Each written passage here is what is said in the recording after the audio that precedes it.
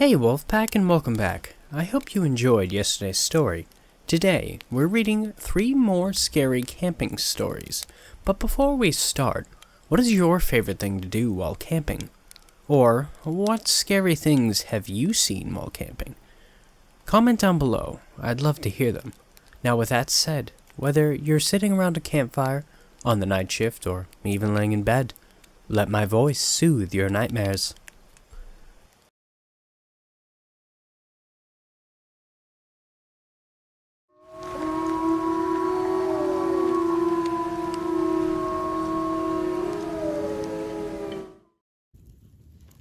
I don't know if this is the place for this, but this is a very strange and unnerving situation.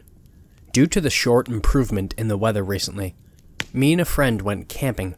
We chose a place near our town. We will not give a name due to anonymity, but it is a forested area near a small river with various campgrounds and bike trails. The paths go back deep into the wilderness, which is where me and my friend, let's call him T, decided to go camping. We drove a good 15 miles into the national forest and set up camp out there. We didn't usually camp out this far, but we were feeling pretty brave. Hell, it was only a 2-night trip and we had all our supplies and enough food, and a nice 1970s camper just in case it got too cold. It is the kind of camper that is built onto the box of a truck. We were pretty confident this trip would end up going well. We decided to simply set up camp the first day. We couldn't get a proper fire dug since the ground was just unthawing, so we used a small portable grill we brought with us instead. We set up some lanterns, a few chairs, and sat outside drinking beer and kicking back. Things got strange around dusk, though. Around the time the sun went down, we began noticing occasional red lights and strange, indescribable sounds. You know, almost like a voice carrying in the wind that resonates unnaturally? It really is hard to explain. We have never been out that deep before, but then again, we also just hadn't noticed until this point. We were both unnerved, but ignored it up until around 10 p.m. Things went from kinda sorta weird to strange and creepy very fast. The red lights seemed to pop up and float in the forest around us, only to vanish within seconds. It got more and more intense, when in the distance, I saw a pair of bright orange eyes, 8 to 12 feet off the ground, staring at us. We were terrified. We were too drunk to drive out, so we went into the camper, locked it, and went to sleep. Thankfully, we were drunk. The next day, everything seemed normal. We discovered something we hadn't the day before, though. There was a trail leading off into the woods where we saw the eyes last night. Despite all common sense, we were intrigued and decided to follow it. T had a rifle just in case we ran into anything dangerous. The morning was foggy and bleak, and the trees still had no leaves, giving the forest a very dead, unnerving feel. The further we went on this path, the foggier it got, until we could only see about 50 feet at most.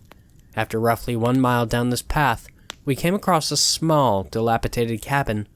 It was more like a small shed with windows. It was filled with old boxes and a huge hole in the floor leading to a creepy basement.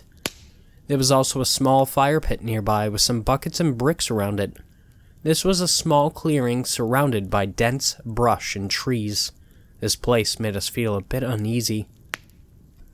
I noticed something in the grass nearby and picked it up. It was an old cellphone. It looked rather destroyed. We checked the SD card and it was fine though. We decided to keep it and check it out later. At this point, I noticed the path led further into the woods to my left. We decided against it after finding this cabin. We were getting seriously creeped out and we were hearing the strange sounds again. We heard movement in the dense, foggy forest on to our left and something strange had happened. We both sorta blacked out and full-on sprinted back down the way we came. By the time we realized what we were doing, the sun was setting and it was getting dark. Fuck. We had no idea what happened, but I used my flashlight to illuminate the trail, and we jogged back. It was the strangest thing, almost like a short fugue state for 7 or so hours. How did we get here? When we got back to camp, we decided to stay in the trailer for that night. We had enough time outside that day. That night we were having trouble sleeping and decided to smoke some green. As we were smoking, I noticed the red lights out the window again. I figured I was being paranoid and I ignored it. After we were done, we went to bed. T was asleep quickly, but I just couldn't sleep. I had a strange feeling though, like being watched. I listened intently, but I didn't hear anything. The feeling was growing, and I was beginning to feel legitimately scared, almost to the point where I didn't want to look at the window. I hid under my covers, and the sense of dread only rose higher. I decided to slowly peer out at the window. It was at this point I realized that this sense of being watched had enveloped to a sense of absolute terror. I slowly looked out from under my blanket and throughout the camper and the windows. The camper was dark and my friend was snoring. I looked over at the back window.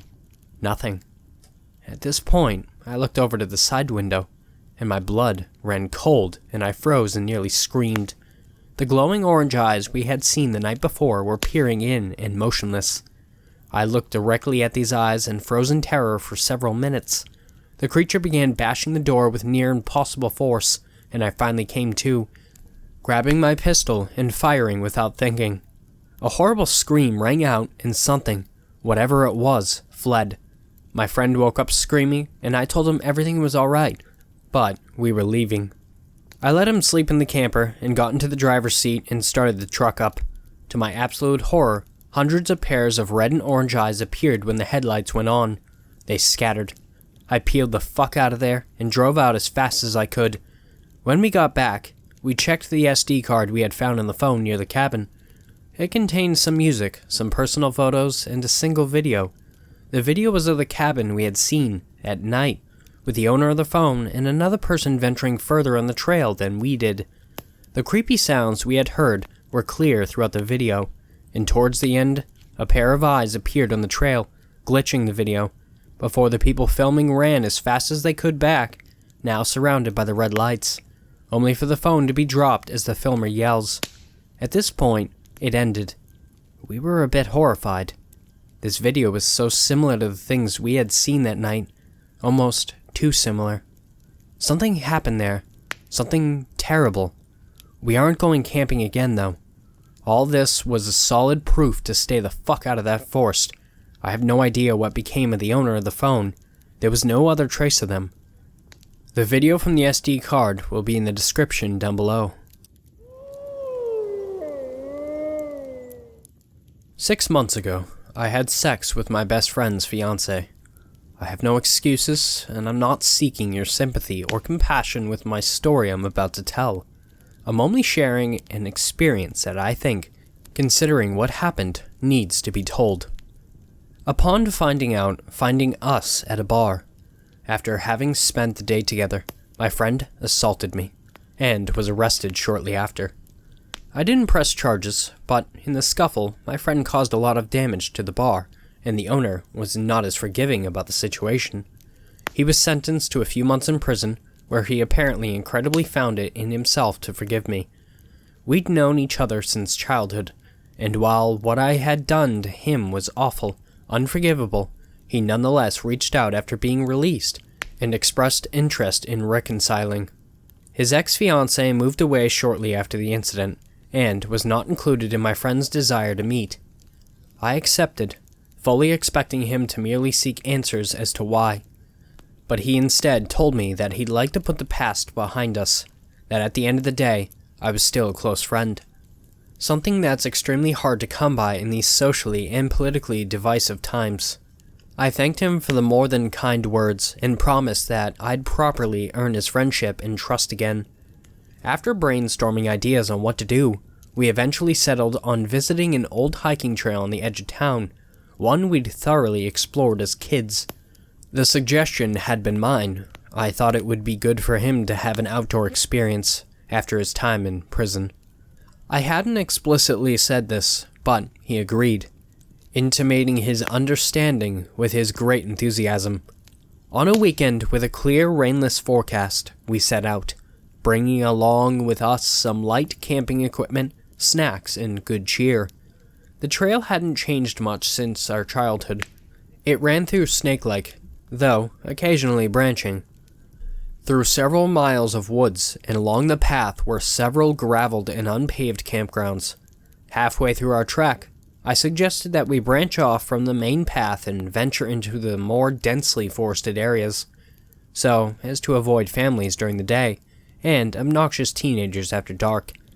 He agreed, and we broke off from the intermittently marked trail and hiked uphill until eventually reaching the summit of a bare knoll, which gave a decent omnidirectional view of the woods for a few miles in each direction. From this point of minor elevation, we spotted a preferential location to set up camp and spent the next hour making our way there. Whilst reminiscing on childhood memories and other topics of light conversation, neither of us seemed willing to discuss what had happened all those months ago. My friend seemed especially keen on avoiding topics that could accidentally diverge into conversation about his ex's affair with me, and his subsequent imprisonment. I'd gotten a girlfriend 3 months into his sentence, am still with her now, but I refrained from sharing this information, deeming it contextually inappropriate. Once we arrived at the site, we unpacked our supplies, erected our tents, and opened up some snacks. After chatting for a while about nothing in particular, we decided to do some more exploring, since we'd established our home base, and had some light left in the sky. We picked a direction and set off. We planned on returning before nightfall, but only after 5 or 10 minutes of trekking through the dense, untamed underbrush, the sky suddenly darkened, took on, without warning, several shades of gray, until eventually only darkness reigned where light had been just moments before. Neither of us had been in that seemingly untraveled part of the woods before, so we couldn't rely on memory or familiar markings to continue on. Despite the eeriness of the suddenly arrived darkness, we wanted to venture further, our curiosities piqued by the unexplainable shift in weather. My friend told me to wait, that he'd go get the flashlights, which we hadn't brought with us from the camp. I nodded and leaned against a tree while staring up into the sky. The moon, whose appearance had been coeval with a sudden night, seemed hidden behind some veil, its light only allowed to dimly reach and land below. I assumed the occluding element was some sort of massive cloud, or some other meteorological phenomenon with which I was unfamiliar with. After maybe 2 minutes following my friend's departure, I heard a strange sound off in the distance, a sort of prolonged and sonorous sigh. Ostensibly, the sound of some large animal. I wasn't startled or really even surprised. I assumed that the woodland animals had been similarly thrown off by the sudden change in the day-night cycle, and we were rushing or even struggling to acclimate. But despite the possibility the noise had been created by a wild animal, I felt drawn to it. Knowing that my friend wouldn't be back for at least 10 more minutes, I decided to investigate the sound. I had my phone with me, and while we were gone off the beaten path, the campgrounds were still within earshot. I could call out and be heard by someone, if not my friend. I pushed through the wide-spanning thicket of prickly bushes until I eventually came upon an area of shorter, thornless underbrush, through the middle of which was a footpath of recently trampled grass. This thin line of depressed grass led uphill, and for no reason, beyond casual curiosity, I followed the markedly fresh indentations. Upon cresting the hill, I came to find myself standing before some sort of monolith, a huge slab of silver stone that shone brilliantly despite the heavily suffused moonlight. At the base of the monolith was a square plinth, built of a different, less lustrous stone. A plaque was fixed in the middle of the plinth, and inscribed upon its weathered surface in fancily embellished lettering were the words, "Here lies he who ordered all, here rests the Prince of Fate." There were no dates to mark the birth and death of the allegedly resting prince. There were no other words or details of any sort on this particular face of the plinth. I was by this point deeply intrigued by the structure, and had all but forgotten about my promise to wait for my friend. Filled with excitement, I've always enjoyed the enigmatic and mysterious, I went around the monolith to the opposite side, and with a shock, found what I immediately knew to have been the source of the sighing I'd heard earlier. A man knelt hunched before a shallow depression in the dirt, his back to me. He wore a hooded cloak or a robe of some dark and thin material, and belted around his waist was a merlot sash. Affixed to the sash was a scabbard, the hilt of a curved blade clearly visible in the unobscured scope of moonlight. The man's hands were immersed in a pile of dirt immediately before the depression, and he was muttering something incomprehensible to himself. After a few more seconds of silent observation, during which he was oblivious to my presence, he raised his dirt-covered hands to the night sky and cried out, "I have stripped and ingested the body, leaving only the eyes of fate to be graced by the light of the mother moon. I have professed my fealty to the gardener, and having done these things, I am now, by the laws of fate, worthy of his sight." The man's left hand then went to the scabbard, and I tensed up, thinking that he had somehow sensed my presence, and was about to draw his blade on me. But while he did unsheath the weapon, a lethally sharp curved dagger or short sword, he brought it to his own face, still kneeling, his body still facing the depression, and beyond that, the downward slope of the hill. He stabbed himself in the face, and with only the smallest sound of discomfort, plucked his left eye from its socket. He peered into the excised organ for a moment with his remaining eye, then casually popped it into his mouth. I nearly vomited at seeing him chew his own eye, almost involuntarily cried out as he licked the resultant juices from his chin. He then took the other eye, which he'd apparently plundered from a corpse, and inserted it into the vacant socket. This elicited just as much revulsion, because I've always been somewhat of a stickler about sanitation, and the thought of putting a dead guy's half-rotted eye into my still bleeding socket sickened me beyond belief. Somehow at the time, I did not wonder how the eye had survived days, months, or even years of decomposition. Looking back now, I am glad that I did not linger long in that region, where the dead somehow retain aspects and semblances of life. At no point during the amateur surgery, nor during the mid-surgery snack, did he make any substantial expressions or exclamations of pain. Throughout it all, his posture had remained stoic, reverent even. With his newly acquired eye, he again turned his attention skyward, even though reason and sense would insist that he gazed upon the dark expanse with only one eye. Something in his body language suggested that he had two working eyes, that impossibly. The pilfered and assuredly necrotized organ worked just fine. By no fault of mine, his attention was drawn toward me. A squirrel or some other small creature disturbed a pile of rocks several feet away, and the strange man's head snapped in the direction of the sound. He spotted me, and before I could even begin to voice an apology or run away, he was upon me. His body slammed into mine, and my skull was nearly smashed on a corner of the plinth. The man delivered a single backhand to my temple, knocking the sense from me. Though hazy vision, I watched helplessly as he unsheathed his knife, and my heart sank at seeing the blood-flecked blade up close. Bits of his optic nerve dangled disgustingly from the finely wetted edge. One of the man's hands, thick and calloused, seized me by the throat, and I was drawn up toward his face, which was stained with his still-warm blood. Droplets dripped onto my own face to cascade down my cheeks. The man's own eye was dark, focused, while the other, blue-pupilled and wide, stared with an intensity that bespoke of some higher sight, as if it gazed not upon my terrified face, but on something beyond it.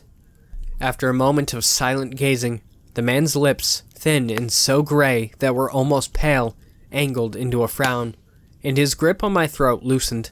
He returned the knife to its own sheath on his belt, then rose to his feet, leaving me horribly shaken but otherwise unharmed.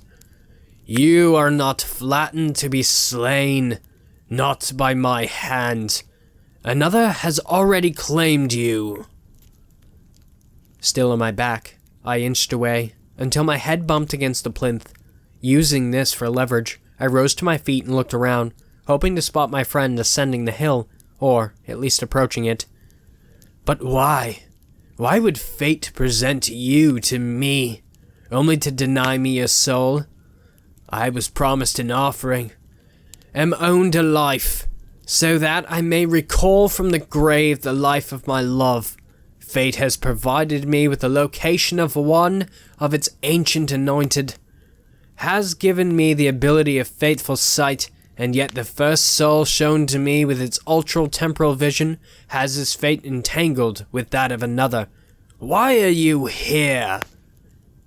It took me a moment to realize his final question had been directed at me. I answered stutteringly, explaining how I'd come to the woods with a group of people who had not long ago gone back to our campsite to retrieve flashlights for some nocturnal exploration, but the implied threat of a group had no impact upon the man. He simply stared at me with what seemed to be an expression of unrelatable sorrow, as if allowing me to live greatly saddened him.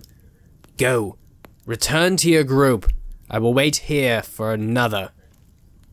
Without needing any further prompting, I descended back down the hill and jogged back into the general direction of camp. Halfway there, I stumbled into my friend, who'd been walking carefully through a thicket of bushes. Only the moonlight illuminated his path. There was no flashlight in his hands. Startled, both by the near collision and the absence of light, I asked him if something was wrong, fearing that the stranger had also come into the woods accompanied by others, but my friend's face was locked in an expression not of worry or surprise, but grim determination. Stepping closer, entering the shaft of moonlight in which he was encased, I saw something metallic gleam in his hands. A gun. You really think I'd be willing to reconcile?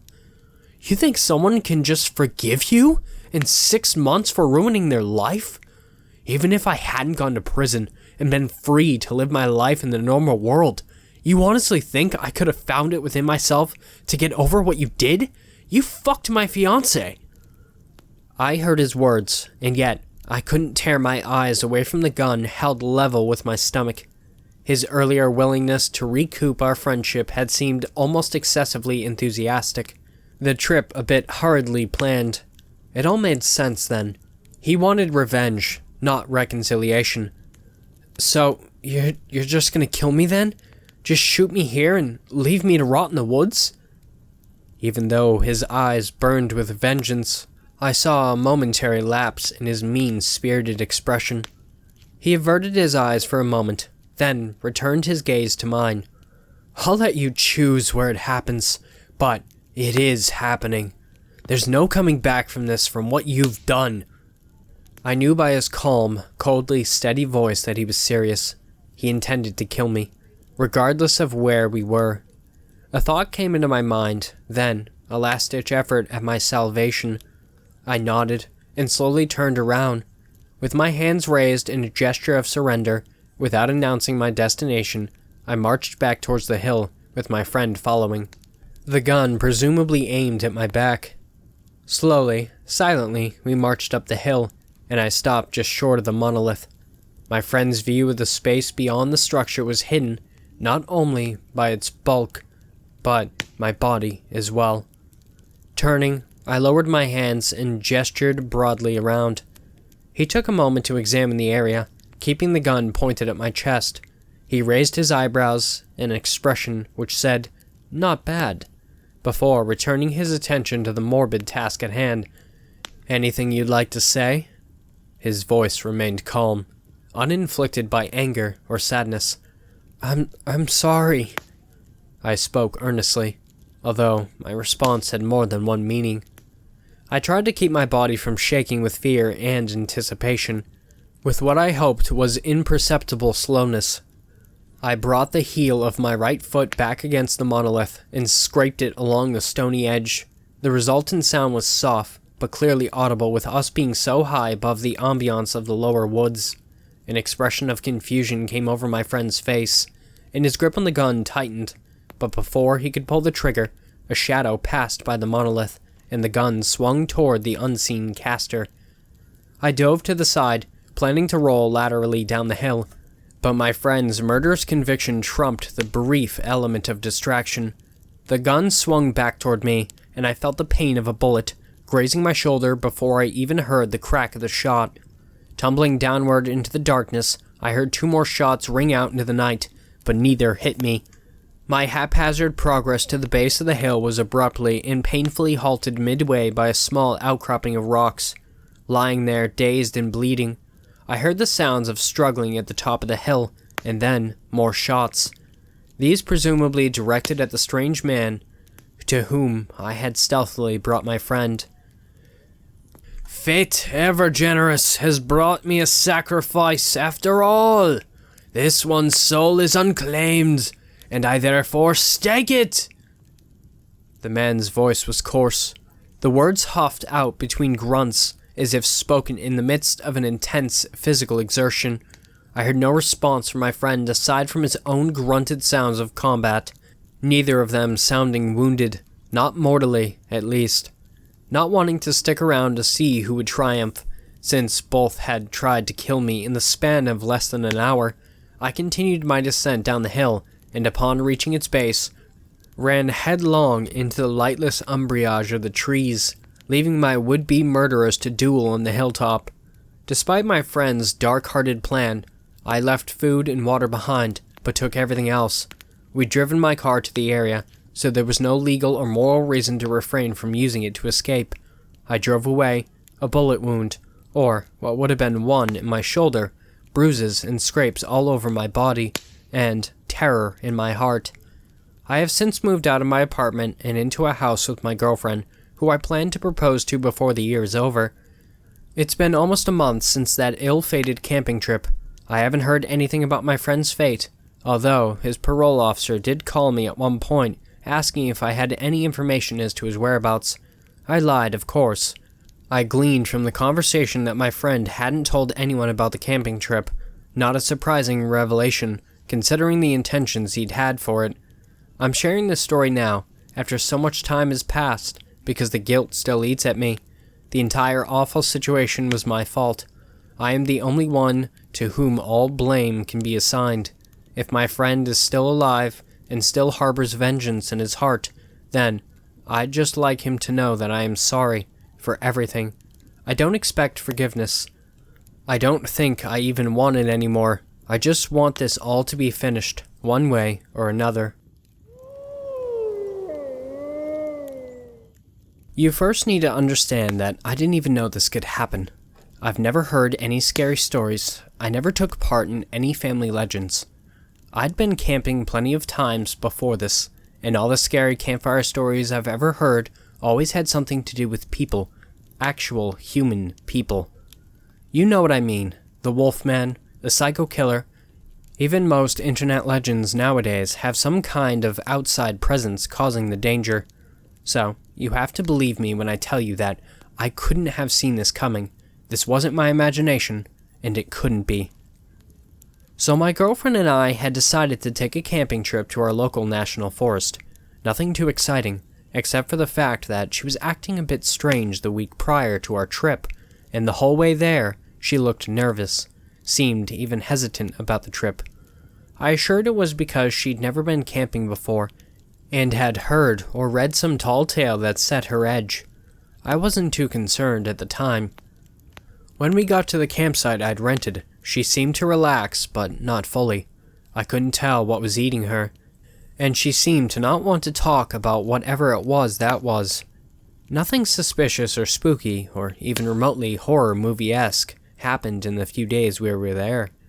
That needs to be made clear, because despite our lovely, peaceful trip, she seemed on edge and even at times terrified.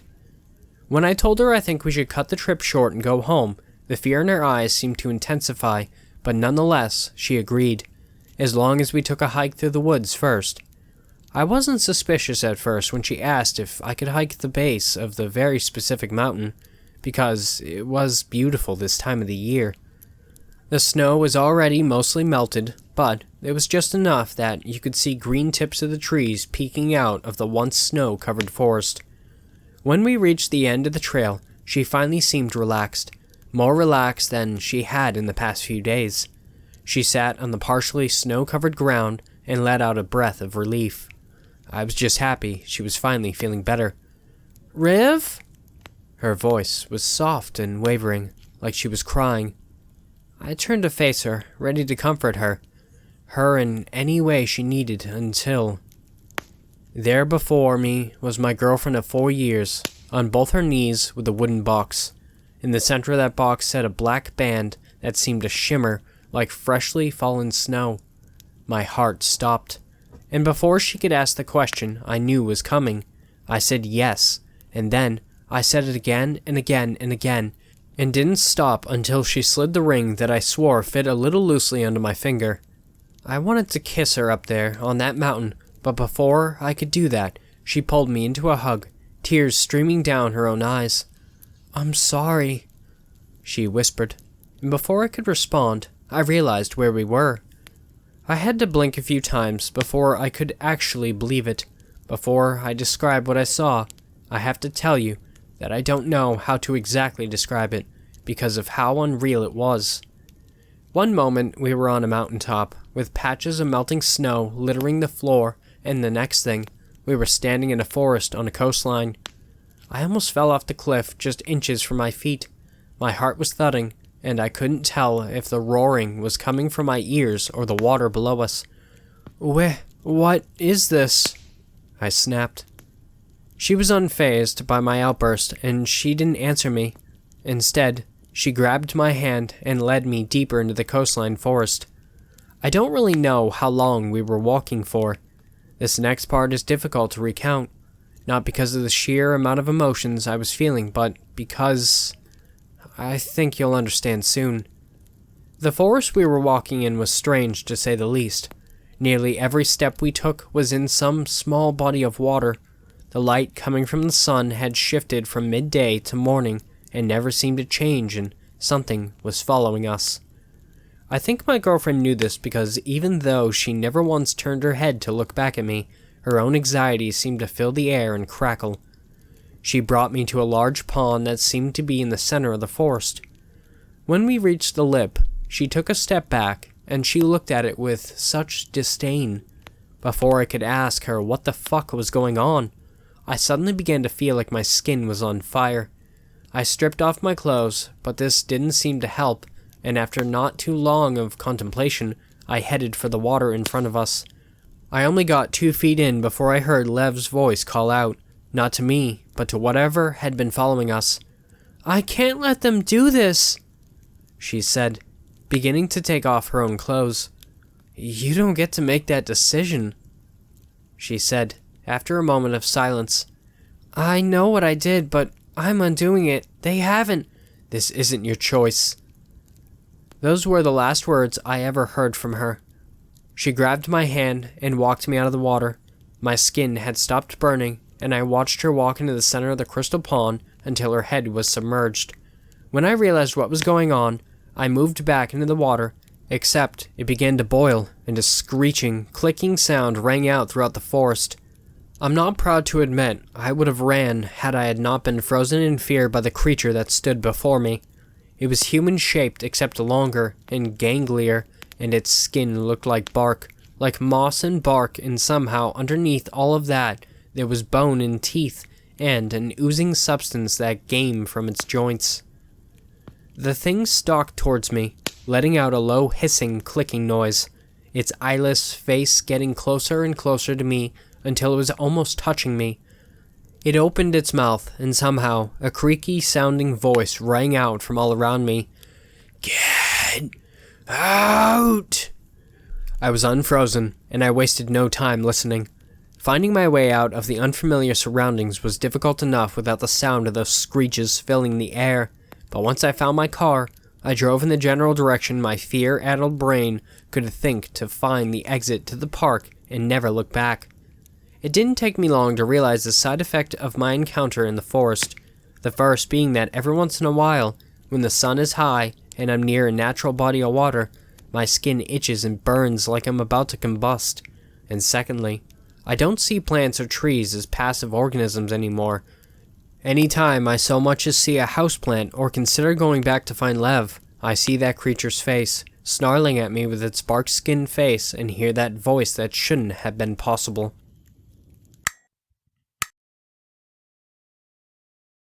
Thanks for watching, Wolfpack. If you want to catch me by the fire next time, I upload every weekend including Friday. Don't forget to like the video as it helps me out more than you know. If you want to submit your story, head down to the description.